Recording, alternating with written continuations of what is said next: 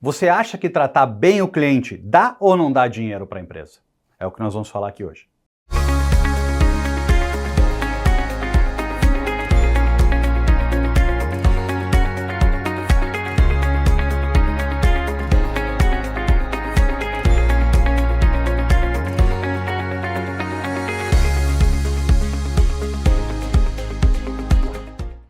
Olá, meu nome é Carlos Busch. Meu papel é te ajudar a crescer nos negócios, seja com venda, seja com marketing, seja com provocação. E o assunto de hoje é um assunto que eu gosto muito de provocar. Você vai se arrepender de assistir esse vídeo hoje, te garanto. Meu papel é esse, fazer você se arrepender.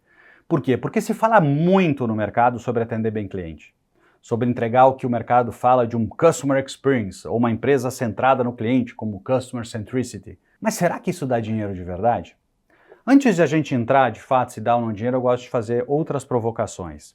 Se a gente analisar a sociedade, principalmente até o início dos anos 2000, 2010, a nossa sociedade foi totalmente baseada no modelo de instituições. Ou seja, toda a inovação que era gerada no mercado, ela era destinada às empresas.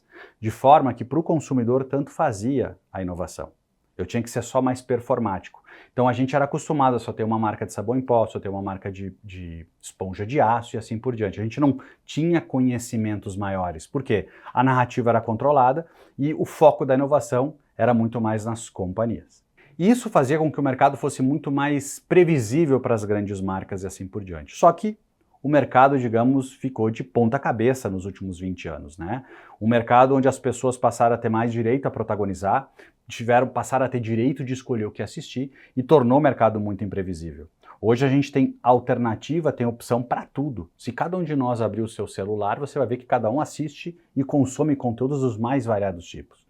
Porque essa é a sensação que todo mundo sempre quis, a personalização, a individualização do que a gente prefere. Cada um de nós tem desejos nesse sentido. Então a minha primeira colocação é que quem ainda trabalha pensando em inovar na indústria é quem pensa no passado, é quem pensa na média. Nós temos que entender que quanto mais personificado a gente for, mais retorno a gente vai ter. Só que aí entra sempre um grande dilema na sociedade que é, mas isso dá dinheiro de verdade? Uma coisa é eu e você preferir ser bem atendido. Mas será que te atender bem dá dinheiro para as empresas ou vale a pena a gente fazer do jeito que sempre foi feito, sem se preocupar muito com isso? É um pouco daqui que eu quero entrar com você no detalhe. Se você parar para pensar, se tem muito mais opções e é um mercado muito mais abundante do que já existiu, você concorda que facilmente as posições podem ser modificadas ao longo do processo, ou seja, eu posso ser o líder hoje, amanhã surgir uma nova empresa e me disruptar. As grandes empresas, elas criaram uma narrativa de se protegerem, elas criaram o conceito de startup. Como assim? Vou te explicar. As startups nada mais são do que uma provocação que as grandes empresas fizeram, que ao invés delas investirem em inovação, pelas suas áreas de P&D, onde gastavam bilhões, elas criaram uma narrativa no mercado que se você, com bootstrap, com seu próprio capital, ou com algum investidor anjo, criasse algum negócio e ele desse certo, elas comprariam por milhões, bilhões de dólares. E esse é o sonho de todo mundo. Só que não sei se você sabe, o percentual de startups que dão certo é menos de 1%.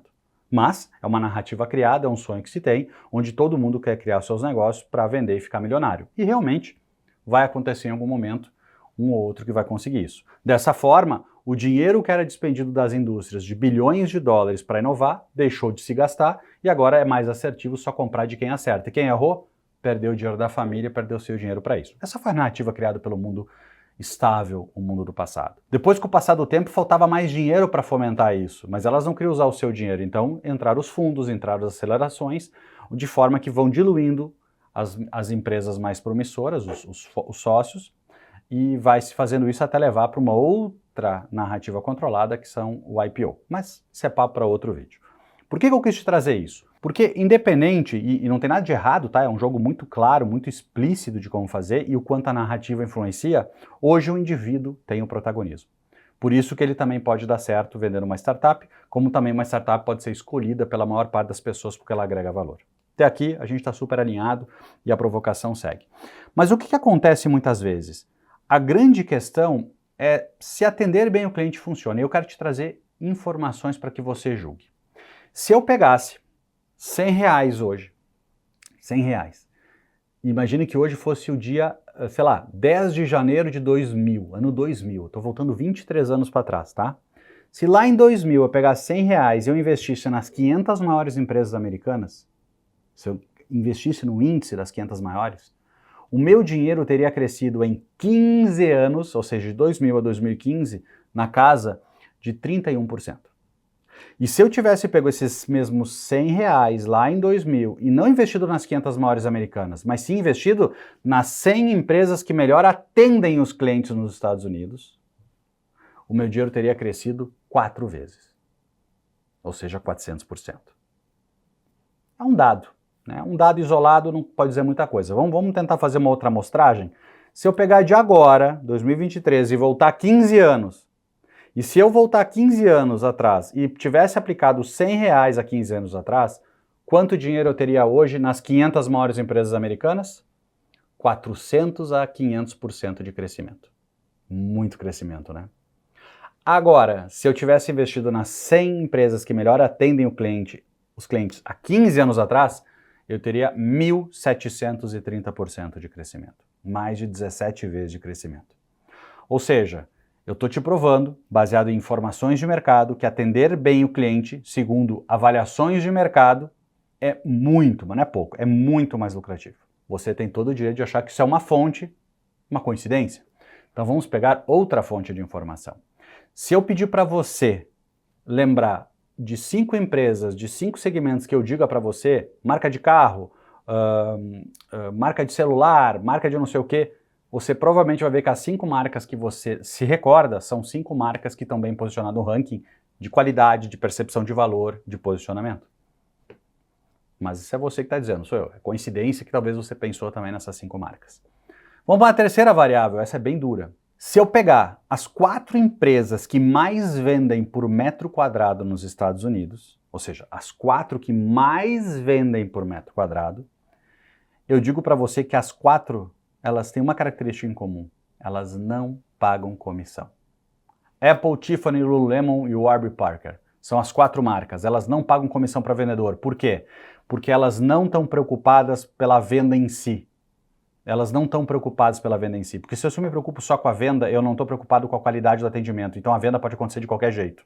Agora, se eu me preocupo com o atendimento do cliente, que é ali que eles bonificam o time, e eles veem que a bonificação está acontecendo porque atendem bem, você concorda que a venda é uma consequência?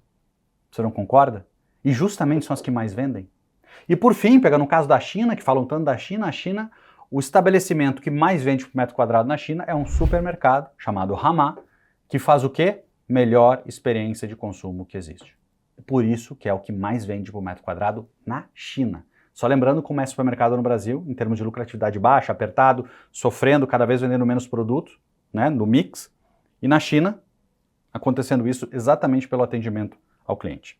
A provocação que eu te trago, ou as informações que eu te trago é, primeiro, quem vive pensando em performance pela empresa em si, não olhando para o cliente, está no passado, está na média. Segundo, quem não entendeu que quem manda é o indivíduo, é o cliente, que ele é protagonista da escolha, está no passado, está na média. Terceiro, se alguém ainda duvida que isso dá dinheiro, é porque não está sabendo fazer dinheiro. Não está sabendo atender bem o cliente. Porque se ele atendesse bem o cliente, ele já teria visto a diferença no ponteiro dele. E quarto, vamos atender melhor. Tem muito mercado. Vamos cuidar para não confundir concessões públicas, negócios que não têm competição aberta, com negócios reais. Negócio real nenhum sobrevive sem atender bem o cliente. E os que mais lucram são os que melhor atendem. Fica bem.